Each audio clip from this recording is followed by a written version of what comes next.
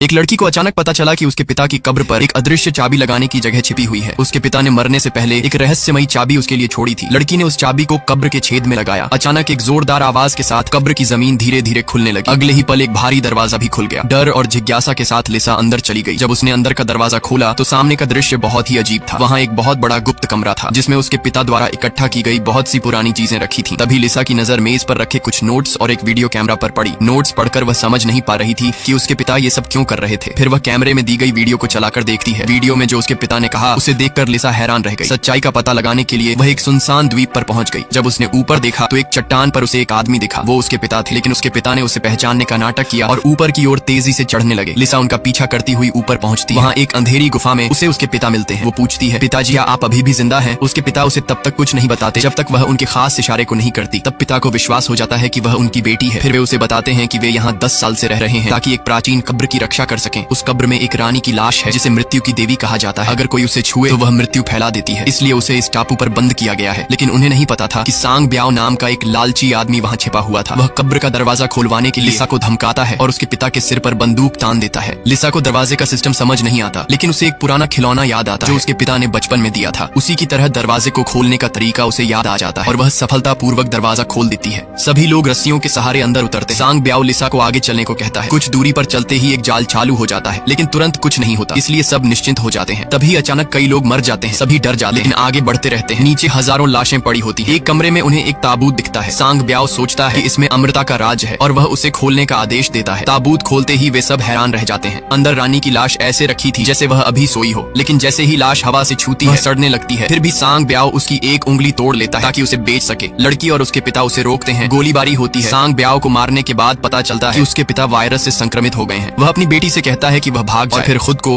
और जगह को बम से उड़ाकर सबको बचा लेता है। बाहर निकलते समय लड़की की फिर से सांग ब्याओ से टक्कर होती है। दोनों के बीच लड़ाई होती है। आखिर में लड़की उससे रानी की उंगली छीन कर खुद खा लेती है ताकि कोई और उसे इस्तेमाल न कर सके। तभी टॉवर गिरने लगता है और मकबरा ढहने लगता है। आखिरी पल में लड़की किसी तरह बाहर निकल जाती है। वायरस हमेशा के लिए वहीं दफन हो जाता है।